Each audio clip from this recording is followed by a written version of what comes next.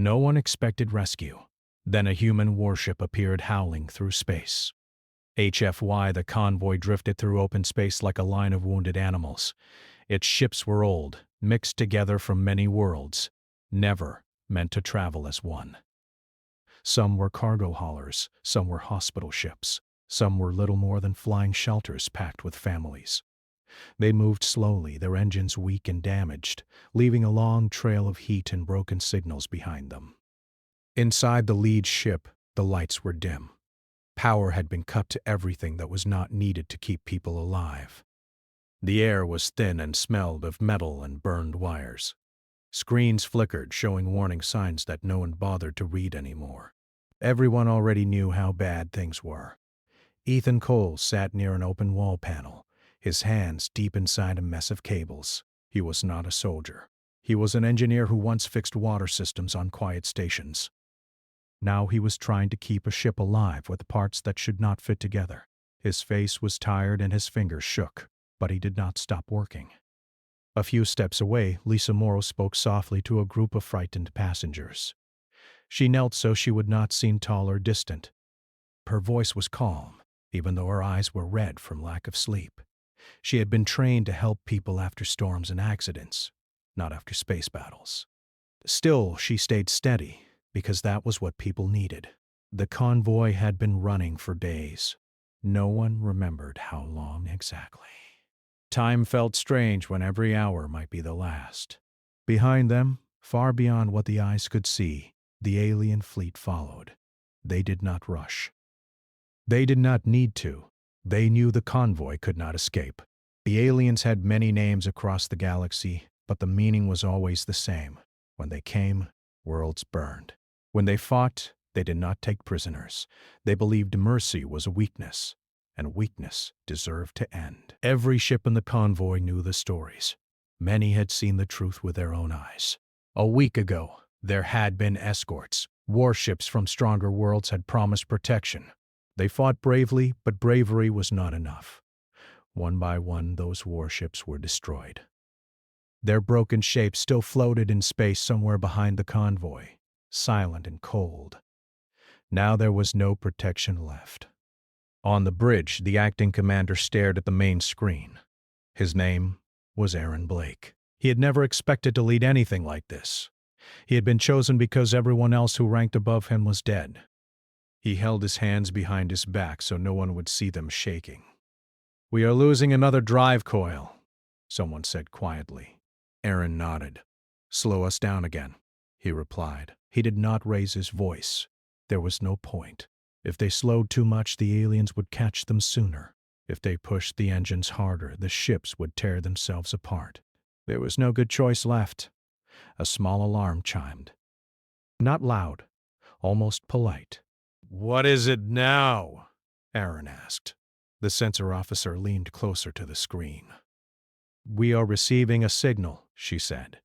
Hope tried to rise in the room, but it did not make it far. Everyone had heard this before. Broken echoes. Old probes. Dead stations calling no one. "Source?" Aaron asked. She swallowed. "Unknown. It's very weak." Ethan felt the vibration of the ship change slightly. He looked up from the panel. "A signal?" he asked no one in particular. Lisa stood and moved toward the bridge entrance. She did not run. Running scared people. The signal grew clearer as systems adjusted. It was not a voice at first, just a pulse. A simple call pushed out into the dark, repeating again and again. A distress call. Someone laughed, short and sharp. "Too late," a crew member said. "We sent ours days ago." Aaron watched the signal scroll across the display. It was old. Very old. It had been traveling for a long time. "That signal isn't from us," the sensor officer said. The bridge grew quiet. "Where is it from?" Aaron asked. She checked again. Her eyes widened. "It's from this system. From somewhere ahead." "That's impossible," another officer said. "There's nothing here. Just a dead star and rocks." Ethan stepped into the bridge. "Signals can hide," he said. "Bounce off dust. Old tech. I've seen it before." Lisa joined him. Does it matter? She asked softly. Even if someone is there, they can't help us. No one argued. Everyone knew the truth. The galaxy had already chosen to look away. The alien fleet finally appeared on long-range sensors. Small lights at first, then clearer shapes. Sharp. Clean. Perfect. They did not look damaged. They did not look tired. A message came through, forced into the convoy's systems without permission. It was translated automatically. The voice was cold and flat. You are finished. Power down and accept termination. Several people on the bridge looked away. One began to cry without sound. Aaron took a slow breath. Do not respond, he said. There is nothing to say. Lisa closed her eyes. She thought of the people in the lower decks. Children holding hands. Elders sitting quietly, ready for the end. She wondered if anyone would remember them. Ethan felt anger burn through his fear. Not loud anger. Quiet anger, the kind that sat heavy in the chest. Send the distress call again, he said suddenly. Aaron turned. We already have. Send it again, Ethan repeated. Boost it. Strip power from non-essential systems. Let it scream. The bridge crew hesitated. It won't change anything, someone said. Ethan met Aaron's eyes. Maybe not, but if we are going to die, we die calling out. Silence followed. Then Aaron nodded. Do it! Lights dimmed further as power shifted. The ship groaned. The distress signal flared, louder than before, tearing through space in every direction. It carried no names, no demands, only a simple truth. We are here. We are dying. Please. The alien fleet moved closer. On the far edge of the system, beyond broken rocks and frozen dust, space twisted. At first, no one noticed. Sensors were focused on the enemy. Engines were failing. Lives were ending. Then the twisting grew stronger. A ripple passed through the dark like something pushing its way through deep water. Energy readings spiked off the charts. Alarms flared, then died as systems failed to understand what they were seeing. What is that? The sensor officer whispered. Aaron stepped closer to the screen. Space itself seemed to tear open. Light bent. Darkness screamed without sound. Ethan felt it in his bones. That's not a weapon, he said slowly. That's a jump. Lisa stared. Nothing jumps like that, she said. The aliens reacted at once. Their ships shifted formation. Weapons powered up, no longer calm. Then it came through. A massive shape forced its way into normal space, wrapped in fire and broken light. It was huge. Larger than anything the convoy had ever seen. Its hull was dark, scarred, and covered in deep marks that spoke of many battles. Its engines burned like stars pulled into chains. As it arrived, space howled.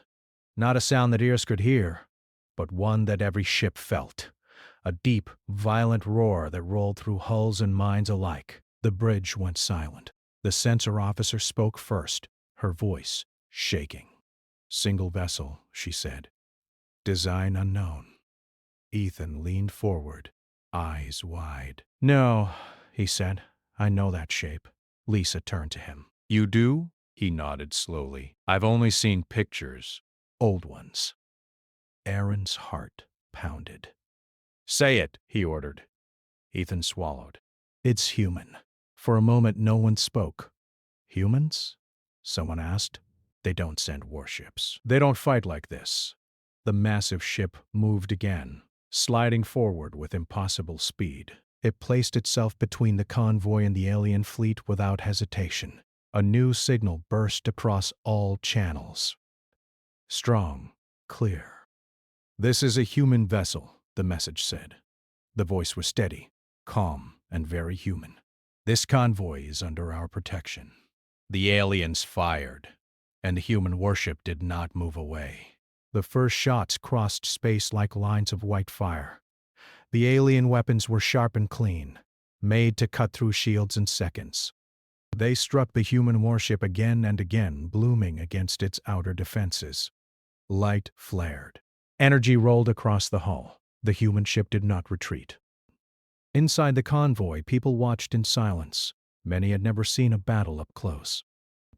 Fewer still had seen someone choose to stand between danger and strangers. On the bridge of the human warship, alarms rang out, but no one panicked. The room was large, built with space to move and space to fight. Screens showed damage reports scrolling fast. Captain Jack Turner stood at the center, feet planted wide. He was not tall, but he carried himself like someone who had learned long ago how to face fear without showing it. His jaw tightened as another hit shook the ship. "Shields down to 70, a voice reported. Jack nodded. "Hold position." A woman at the weapons console looked at him. Her name was Maya Brooks. "They are testing us," she said. "Seeing if we'll break." Jack's eyes stayed on the forward screen. The alien fleet was beautiful in a cold way. Perfect lines, perfect control.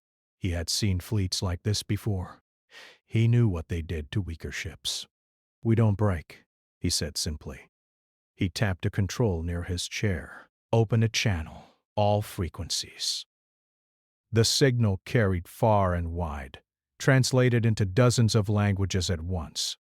"This is Captain Jack Turner of a human warship," he said. "You are attacking civilians. You will stop." The alien reply came almost at once. "You are one ship. You will move or be destroyed." Jack did not answer right away. He leaned closer to the screen. "No," he said quietly. "We won't." He cut the channel. In the convoy, Aaron Blake stared at the image of the human ship. It was taking hit after hit, yet it stayed in place, like a wall made of iron. "They're really going to fight," someone whispered. Ethan Cole's hands clenched. "They already are." Lisa Morrow felt something she had not felt in days. Not hope, something stronger. Belief. The alien fleet shifted again. Smaller ships moved forward, spreading out. Their weapons charged brighter, faster. This time, the attack was not a test. On the human ship, Lieutenant Ben Carter watched the tactical display. He was young, but his eyes were sharp. He tracked enemy movement with quick motions, calling out paths and angles. "They're coming in wide," he said. "Trying to surround us." Jack nodded. "Good. That makes it easier." Maya looked at him. "Easier?" He smiled without humor. "To hit more of them." "Fire main cannons," Jack ordered. Short bursts. The human ship answered with a deep rolling sound that echoed through space. The cannons did not fire clean beams. They fired heavy blasts, thick with energy and force. Each shot slammed into an alien ship like a hammer. One alien vessel shattered, breaking apart into glowing pieces. Another spun out of control, engines dead. Inside the convoy, a cheer broke out. It was small at first, then louder. "They destroyed one," someone shouted. Aaron raised a hand. "Quiet," he said, though his own voice shook. "This isn't over." The aliens responded with fury. Dozens of weapons fired at once. The human ship's shields flared bright blue, then flickered. "Shields at 40, a voice said. "Damage to outer hull," another added. "Multiple breaches!" Jack did not move from his spot. "Route power from secondary systems," he said. "Keep weapons hot." In the medical bay, Claire Donovan braced herself as the ship rocked. She grabbed a rail, then checked the patients strapped to beds. Most were crew injured in earlier fights. Bandages, burns, broken bones. A young crewman looked at her with wide eyes. "Are we going to die?" Claire met his gaze. She did not lie, but she did not give up. "Not today," she said. The human ship surged forward.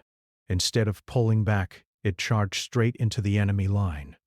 The move shocked everyone watching. Even the alien fleet hesitated, their perfect formation breaking for a split second. "That's insane," Ethan breathed. Lisa shook her head. "No," she said softly. "That's human." The distance closed fast. Alien ships tried to turn, but the human warship was already among them. It fired at point-blank range, tearing through hulls and shields with brutal force. "Target locked," Maya said. Firing. Another alien ship exploded, its core rupturing in a flash of white. "Impact warning," Ben shouted. "Collision course." Jack's hands tightened on the console. "Brace!" The human ship slammed into an alien cruiser, scraping along its side. Metal screamed. The shock threw crew members to the floor. Sparks filled the air. "Damage report," Jack demanded. "We lost Section 12, a voice replied. "Hull breach." Fires. Jack closed his eyes for half a second. "Seal it. Keep moving." The alien cruiser drifted away, crippled. "Ha ha ha ha ha!" In the convoy, silence returned, heavy and stunned. "They're ramming them?" someone said in disbelief. Aaron felt his chest tighten. They're risking everything. The alien fleet began to fall back, just slightly. Not a retreat, a pause. Their commander sent another message. "Human vessel. You will not survive this. Leave the convoy." Jack listened, then replied, "We know," he said. "But they will." He cut the channel again. Ben looked at him. "Sir, we can't take this forever." Jack nodded. "I know. So what's the plan?" Jack's eyes flicked to the convoy's position, then back to the enemy. "We don't need to win," he said. "We just need time." The alien fleet regrouped, anger clear in every movement. New weapons powered up, larger than before. On the human ship, alarms rose in pitch. "Massive energy buildup," Maya warned. "They're charging something big." Jack straightened. "All hands," he said calmly. "This is it." In the convoy, Ethan felt dread crawl up his spine. "They're going to hit them with everything." Lisa clasped her hands together. "Please," she whispered, not sure who she was speaking to. The alien weapon fired. It was not a beam, but a wave. Space itself bent as it moved, crushing everything in its path. "Full power to shields," Jack ordered. The human ship glowed as energy poured into its defenses. The wave hit. For a moment, nothing could be seen but light. The human ship screamed as systems overloaded. Shields collapsed. Hull plates peeled away. The force pushed the ship backward, deep into the convoy's line of sight. "No," Lisa breathed. Then the light faded. The human warship was still there. Broken, burning, scarred, but still there. A cheer erupted across the convoy, raw and desperate. On the human bridge, smoke filled the air. Consoles were dark. People bled and struggled to stand. Ben wiped blood from his forehead. "We're still alive," he said in disbelief. Jack coughed, then laughed once, low and rough. "Told you," he said. The alien fleet hesitated. For the first time, they were on shore, and that hesitation changed everything. The alien fleet did not rush forward after the great weapon failed. Their ships drifted in slow, careful patterns, like hunters that had met something they did not understand. Damage reports flowed through their systems. Too many losses. Too much resistance from a single ship. Inside the convoy, people held their breath. The human warship was still burning.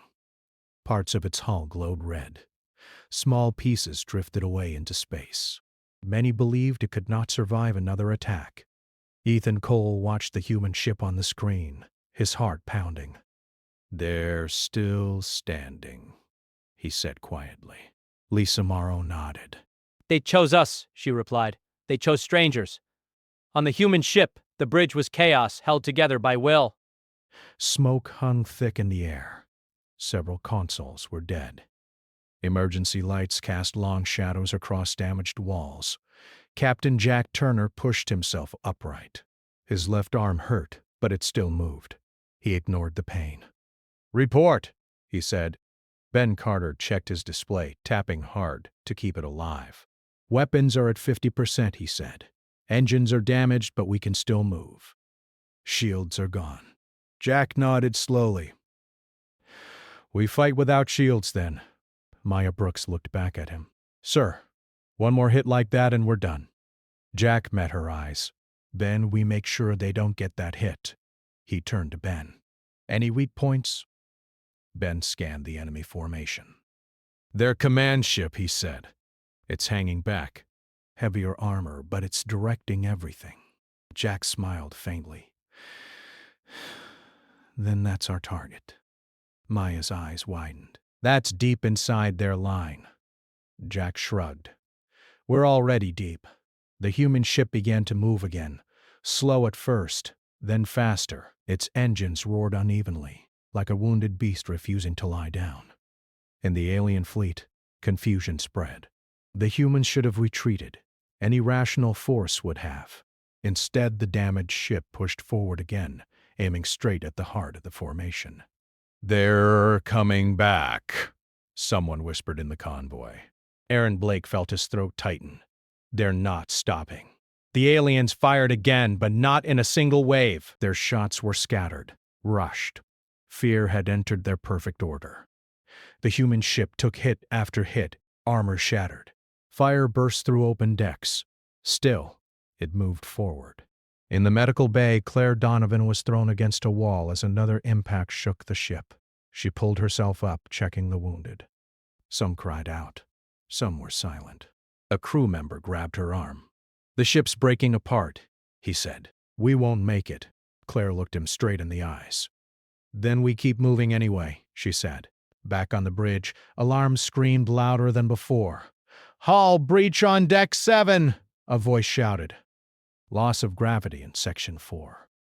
Jack closed his eyes for a brief moment, then opened them again.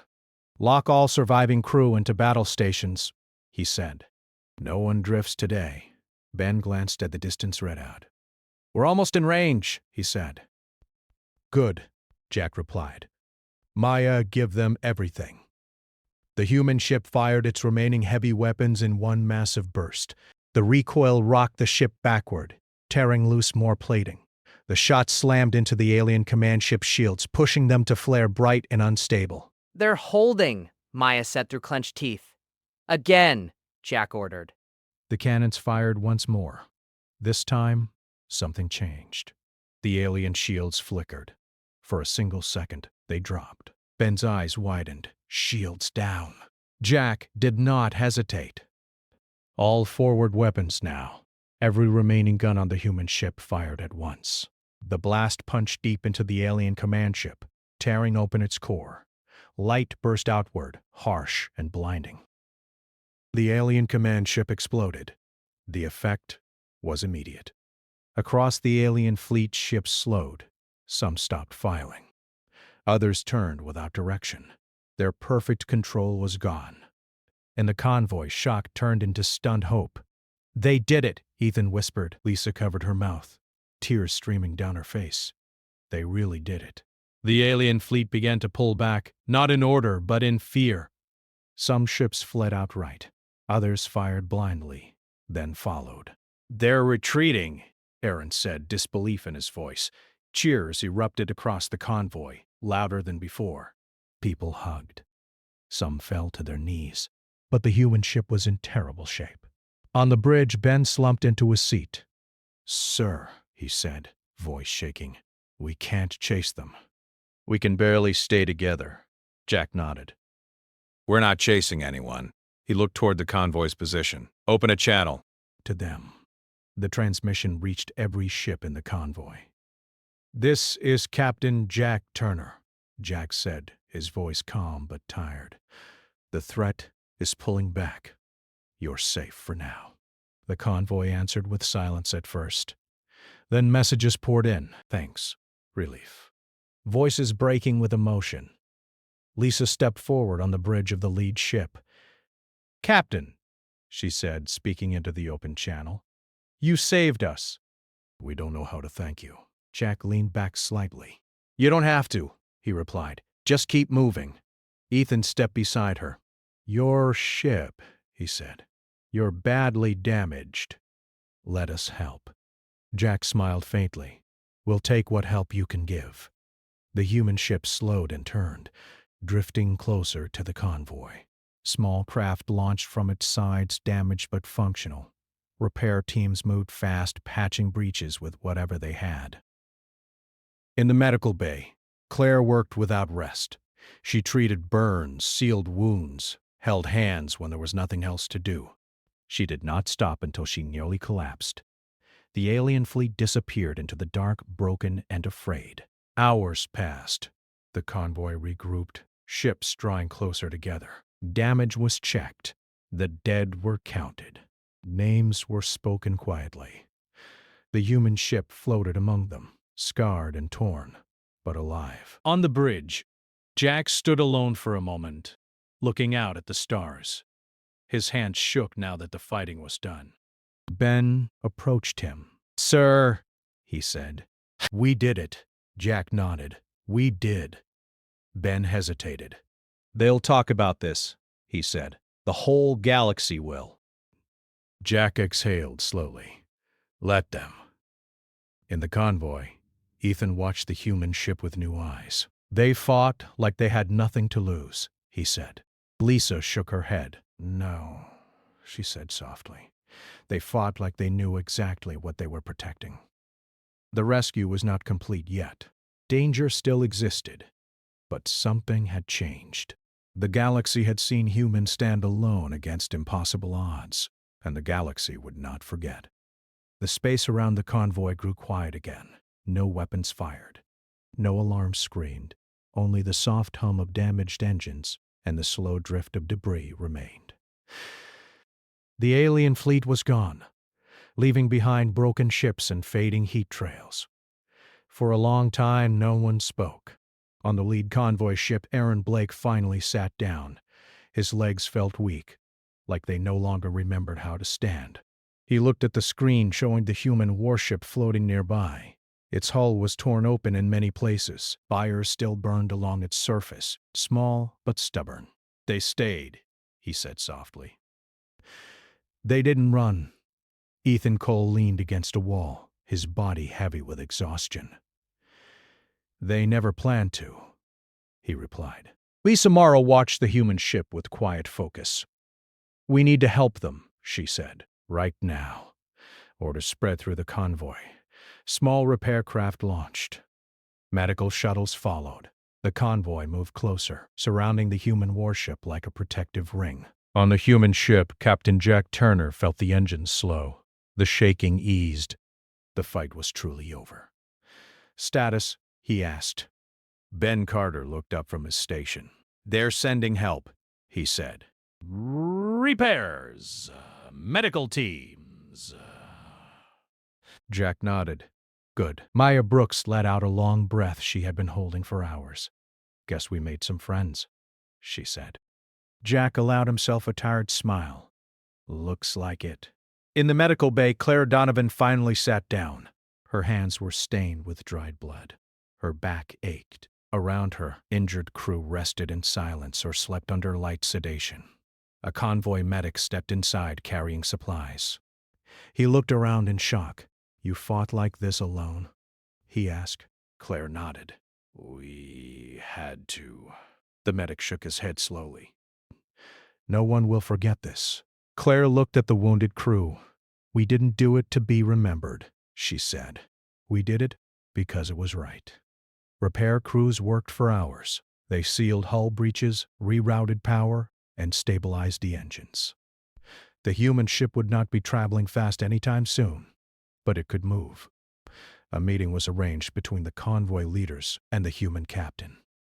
It took place through a shared channel, the images flickering as systems struggled to stay online. Lisa appeared on the screen first. Her face was tired, but her eyes were steady. "Captain Turner," she said. "We owe you our lives." Jack shook his head. "You don't owe us anything," he replied. "Anyone could have sent that distress call." Ethan stepped into view. "But you answered," he said. "No one else did." Jack looked away for a moment, then back. "That's not something to be proud of," he said quietly. Aaron joined the channel. "We are damaged and slow," he said. "We can't make the next jump safely on our own." Jack did not hesitate. "Then you won't," he said. "We'll escort you." There was silence on the channel. "You can't," Aaron said at last. "Your ship is barely holding together." Jack's voice stayed calm. "So are yours." "We'll manage." Lisa swallowed. Why? She asked. Why risk so much for strangers? Jack leaned back in his chair. Because once, he said, humans were strangers too. The convoy began its slow journey towards safer space. The human warship stayed close, adjusting its speed to match the weakest ships. It did not rush. It did not complain. Along the way, stories spread. Children asked who the humans were. Elders whispered old beliefs, now broken. Traders and soldiers alike spoke of what they had seen. A single ship standing against a fleet. A species that fought not for gain, but for others. Ethan spent time helping human engineers repair systems. He worked beside Ben Carter, trading tools and quiet words. You ever think about giving up? Ethan asked him. Ben shrugged. Sometimes, but then I remember why I joined. And why is that?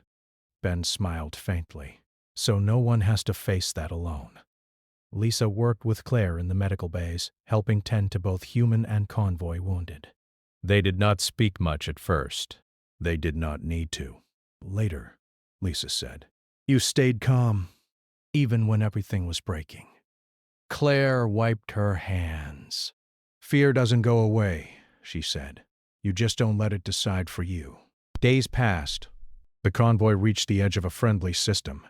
Patrol ships appeared, drawn by long-range alerts and strange reports. When they saw the damage, they stopped asking questions. News spread faster than ships could travel. Recordings of the battle were shared. Sensor data confirmed the impossible. A single human warship had forced an alien fleet to retreat. Analysts argued. Leaders panicked. Old beliefs collapsed. Humans were no longer seen as weak. They were seen as dangerous in a different way. The convoy was welcomed into safety. Repairs began in earnest. Memorials were held for the lost. Names were read aloud. Silence followed. Jack stood apart during the ceremony, his head bowed. Maya joined him. You did good, she said. Jack shook his head. Too many didn't make it. Maya looked at the gathered convoy ships. But many did. Jack said nothing. As the human warship was towed into dock, representatives from several worlds requested meetings. They wanted explanations, alliances, answers. Jack declined most of them. We didn't come to make promises, he said. We came to answer a call. Before the convoy and the human ship parted ways, Lisa met Jack in person. They stood in a quiet corridor, metal walls still marked with scorch lines. I don't know what the galaxy will do now, she said. Jack nodded. Neither do I, but I know what I'll tell them, Lisa continued. I'll tell them that when everything was lost, humans arrived howling through space, and they did not leave. Jack gave a small, tired smile. That's enough. The human warship left the station days later, still scarred. Still imperfect, but moving under its own power. Ethan watched it go from a viewport. They'll be hunted now, he said softly. Lisa stood beside him. Maybe, she replied. But they won't be alone anymore. Far away in the dark between stars, alien commanders studied the data again and again. They adjusted strategies. They changed maps. One rule was written into every future plan. If humans answered a call, the battle was no longer certain. And across the galaxy, when hope seemed gone, some began to listen for a sound. A deep echo in space. A howl.